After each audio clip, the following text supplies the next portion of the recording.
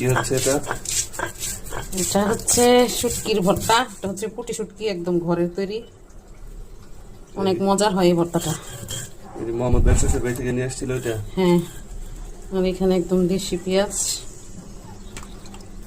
ভর্তাটা খুব মজার হয়। মরিচ তো অনেক দিয়েছো, ঝাল হবে।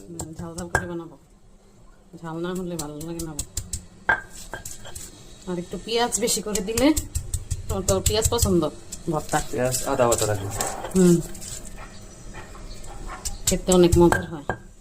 আর কিছুই লাগবে না, গরম গরম এক প্লেট ভাত খাওয়া কোনো ব্যাপার না।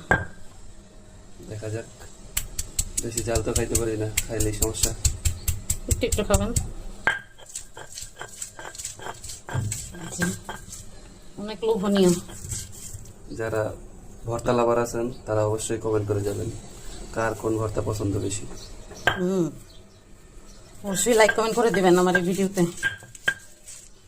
আমার তো এখনই খেতে ইচ্ছে করছে, এত সুন্দর ঘ্রাণ। পুরো দেশি পুঁটি মাছের প্রাণ আসতেছে। ভর্তা বানানোর পরে আমি আবার একটু পাটা মুছে ভাত খাই, ওইটাও আমার ভালো লাগে। ওটা আরো মজাদার। স্পেশালি কার জন্য বানানো হচ্ছে ভর্তাটা? স্পেশালি আমার যা খেতে চাইছে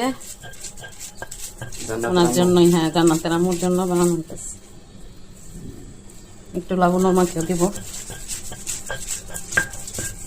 ঠিক আছে, ওনারা খেয়ে দেখা যাক কি রিভিউ দেয়। ওকে, দুইভাবে রিভিউ দিয়ে দিয়েন। লাল লাল ঝাল ঝাল ভর্তা, সেই টেস্টি হবে।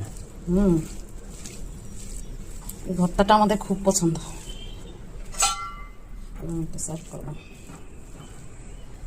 একটু বেশি করে বানাইছি যেহেতু সবাই খাবো।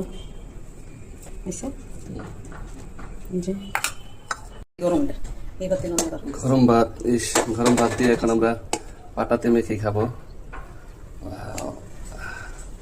তা হাতে জল পড়ে গরম ভাতে।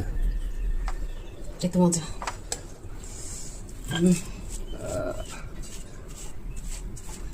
কে কে পাটা মশা ভাত খেতে পছন্দ করেন অবশ্যই জানাবেন। প্রচুর গরম, কিন্তু আরেকটু দিতে হবে। এই ভাতটা সবারই পছন্দের, অনেকে এইভাবে কিন্তু খেয়ে থাকে, খুব ভালো লাগে। দেখা যাক, আগে আপনি দেখেন কেমন হয়েছে।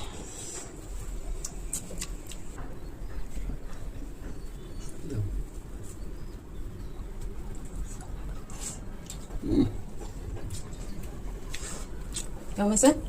সেই স্বাদ।